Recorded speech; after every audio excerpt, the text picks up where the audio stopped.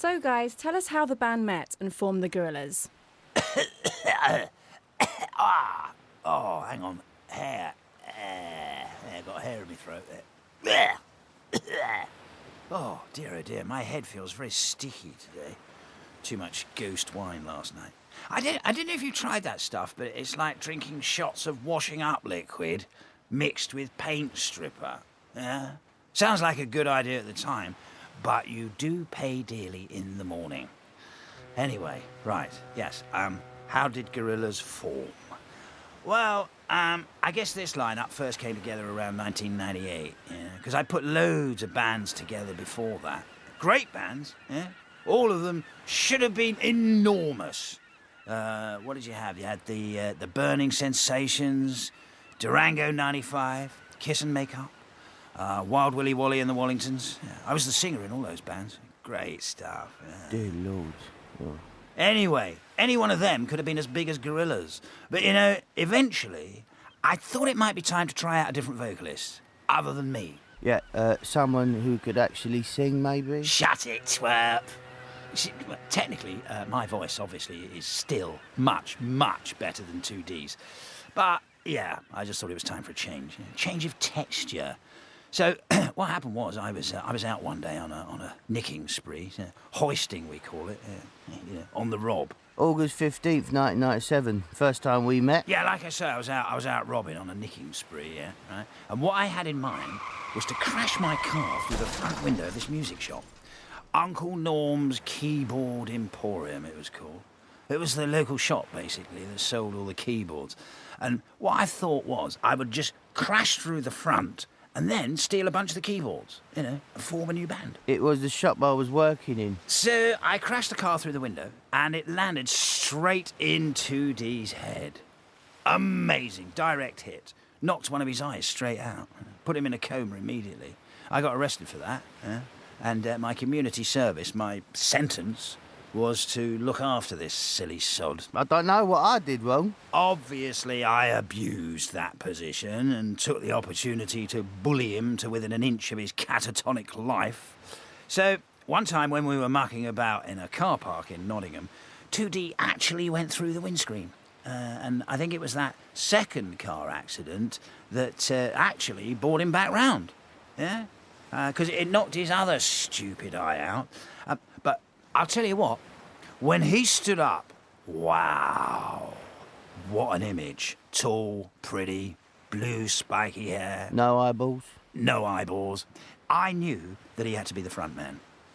After that, everything sort of just fell into place. I found Russell, our drummer, working in a record shop, Big Rick Black's Record Shack in Soho. Everyone had heard of Russell because he knew everything there was to know about hip-hop. He was the rhythm king. And also he was possessed by the undead, ghosty spirit of his dead friend Del. Good drummer, too. So I kidnapped him and took him over to Kong Studios, which was our headquarters, our isolated recording studio HQ at the time. Yeah, all we needed, right, was a guitarist. Well, we did have one, Paula Cracker. But she was rubbish, so we advertised for another. We stuck an ad in the music paper, NME. I can't remember exactly what we wrote. I just know it stated, no hippies. Moments later, there was a knock on the door, and there was this FedEx crate outside. Nothing more. No one there. Just a crate. We opened it up. And inside was Noodle, our guitarist. We were a band. We changed our name to Gorillaz there and then, and the rest is history. Anyway, you should obviously know all this. It's all in Rise of the Ogre, the Gorillaz autobiography. Best book I've ever written. Well, only book I've ever written. Came out a couple of years ago. And do you know what? I think I'll re-release it now. Maybe even update it. It's a fantastic tale. Better than Wordsworth. It should be compulsory in schools. I haven't even read it. Neither have I. So, yeah.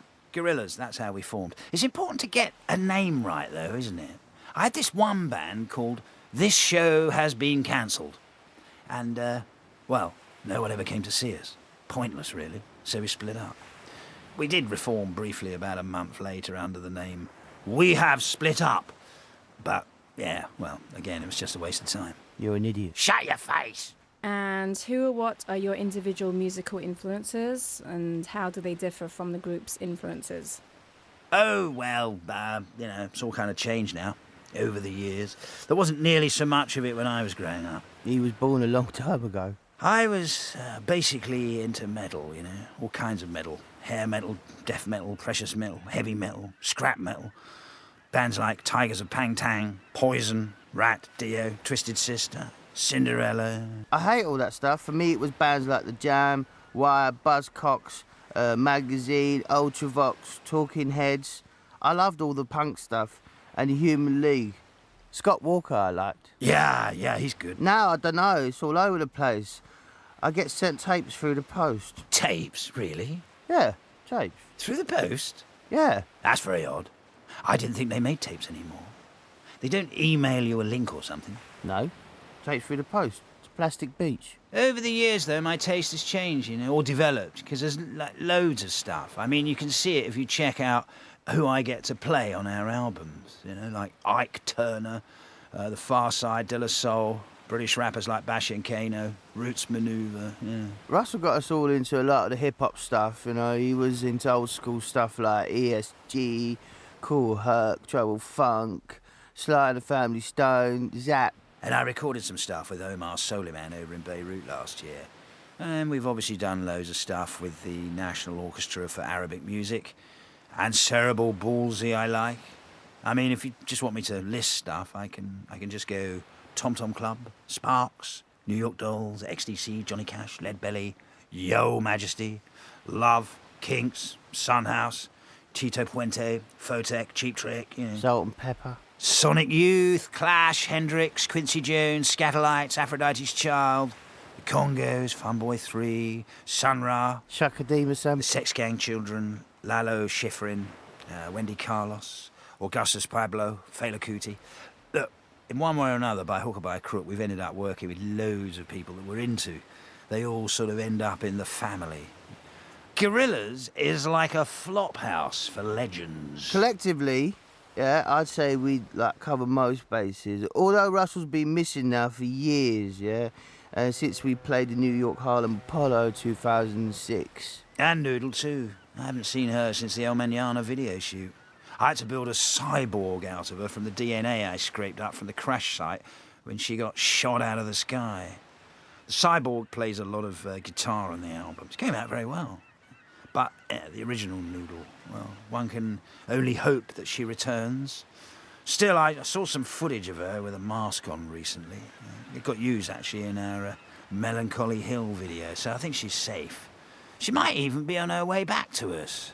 To Plastic Beach, who knows? So guys, how did you both begin playing music, and what was your first musical instrument? For me, it was keyboards, any keyboards really.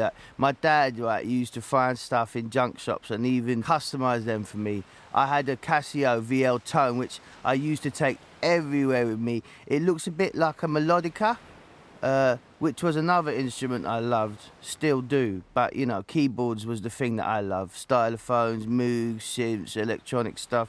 Anything that makes a bloopy noise. I was a bit like Brian Eno. Only without the talent. Or brains. Sod off your goff. Right, that's it!